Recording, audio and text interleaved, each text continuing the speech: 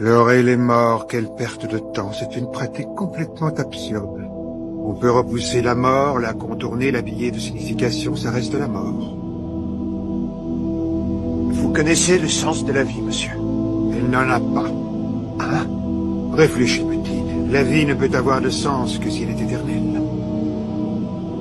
La vie n'a aucun sens. Et pourtant, personne n'a envie de mourir, pas vrai?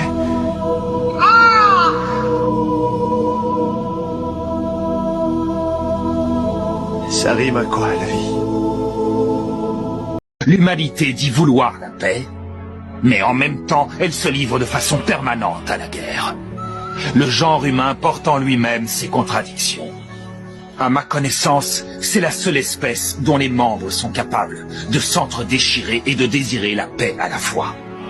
Deux tendances contradictoires et pourtant indissociables. Par exemple, tu peux être sûr qu'aucun prof ne proposera à ses élèves un débat autour de la question « Peut-on tuer quelqu'un de nuisible ?» Mais en imaginant que l'un d'eux le fasse, chacun rivalisera d'hypocrisie. Ah non, monsieur, c'est pas bien. Tu peux être sûr que tout le monde dira ça. Alors évidemment, c'est la réponse la plus acceptable. Devant les autres, tout le monde adopte une attitude de façade pour ne pas se faire remarquer. Mais ce que pensent vraiment les gens, ça, c'est ce qui apparaît sur le site. Tout le monde aura trop peur pour reconnaître devant les autres qu'ils croient à mon existence. Mais sur Internet, ce n'est pas pareil. Les gens se sentent protégés par l'anonymat, et la légende de Kira se propage. Personne n'ose le reconnaître publiquement, mais tout le monde l'a déjà compris. Quelqu'un débarrasse la planète de toutes les personnes nuisibles. Et ceux qui ont la conscience tranquille crient au fond d'eux-mêmes « Vas-y, Kira !» Quant à ceux qui ont des choses à se reprocher, ils vivent dans la crainte que le châtiment ne s'abatte sur eux. Tout ceci est parfait.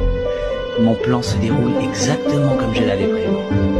On a tous besoin d'une obsession pour tenir le coup. C'est ce qui nous donne la force de continuer à avancer. Quoi que l'on veuille croire, on est tous l'esclave de quelque chose. Honnêtement, le choix du prénom que nous donnent nos parents n'a pas grande importance. Ce qui compte, ce n'est pas comment on s'appelle, mais ce qu'on fait de sa vie. Ce n'est pas notre nom qui nous définit. Le nom n'a jamais fait la personne. Laisser une trace de notre passage, voilà l'essentiel, puisque le temps effacera de toute façon notre nom. La vie n'est pas toujours facile. Et malgré tout, je pense que nous sommes heureux. La vie est comparable à un ciel changeant.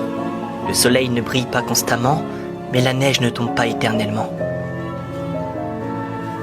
Il y a une chose qui ne change jamais.